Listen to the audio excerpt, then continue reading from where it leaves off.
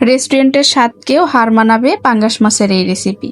মাছটি এমনভাবে রান্না করা হয়েছে যে এর স্বাদ দারুণভাবে জমে উঠেছে। ছোট বড় সবার পাতে এটি হয়ে উঠবে বেশ পছন্দের। সো হ্যালো এভরিওয়ান, আসসালামু আলাইকুম। কেমন আছেন সবাই? সহজ রান্নাতে সকলকে আরও একবার স্বাগত জানাই। আজকের এই দুর্দান্ত মাছের রেসিপি আপনাদের সাথে শেয়ার করব, ততক্ষণে সাথেই থাকুন। প্রথমে মাছটি ভালো মতো ধুয়ে পরিষ্কার করে নিয়েছি। তাতে সামান্য লবণ আর সামান্য হলুদ গুঁড়ো দিয়ে মাছটি ভালোভাবে মাখিয়ে নেব এবং 10 থেকে 15 মিনিটের জন্য এভাবে মেখে রেখে দেব। ততক্ষণে চুলায় একটা কড়াই দিচ্ছি, তাতে দিচ্ছি বেশ খানিকটা পরিমাণ জিরা। জিরার সুন্দর একটা ঘ্রাণ না আসা পর্যন্ত আমি এটা ভাজতে থাকবো। যখন সুন্দর ঘ্রাণ বের হবে ঠিক ওই মুহূর্তে নামিয়ে নেব। এবার চুলায় আবারও কড়াই দিয়ে তাতে দিচ্ছি তেল, দিচ্ছি আগে থেকে কেটে রাখা পেঁয়াজ, রসুন এবং কাঁচামরিচ। পেঁয়াজ, রসুন, কাঁচামরিচ হালকা ভাজা হয়ে আসলে তার মধ্যে আগে থেকে মাঝারি সাইজের কেটে রাখা একটা টমেটো দিয়ে দিচ্ছি। এবার সবগুলো উপকরণ ভাজা হয়ে আসছে, এবার এটাকে এখন তুলে নেব।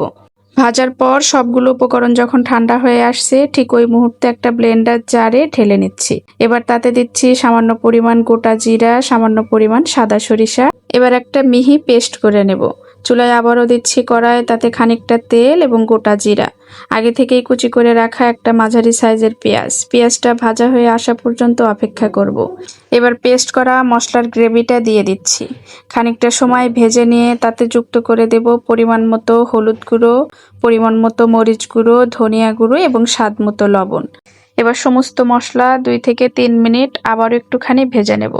ব্লেন্ডার জারে থাকা মশলার পানি যুক্ত করে দিচ্ছি। 2 থেকে 3 মিনিট আবারও একটুখানি ভেজে ঢাকনা দিয়ে ঢেকে কষিয়ে নেব। তেলটা উপরে উঠে এসেছে মানে আমার মশলাটা কষানো হয়ে গেছে। তবে মাঝে মাঝে নাড়াচাড়া করে মশলাটা কষিয়ে নিয়েছি প্রায় আধা ঘন্টা সময় ধরে। এবার ঝোলের পানি যুক্ত করে দিচ্ছি খুবই সামান্য পরিমাণ।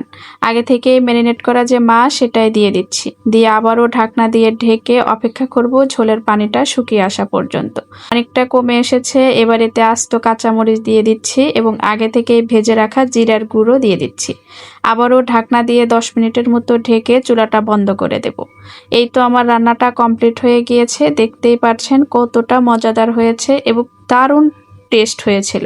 তো বন্ধুরা, আজকের ভিডিওটি আপনাদের কেমন লাগলো প্লিজ কমেন্ট করে জানাবেন। ভালো লাগলে একটা লাইক এবং চ্যানেল সাবস্ক্রাইব করতে ভুলবেন না।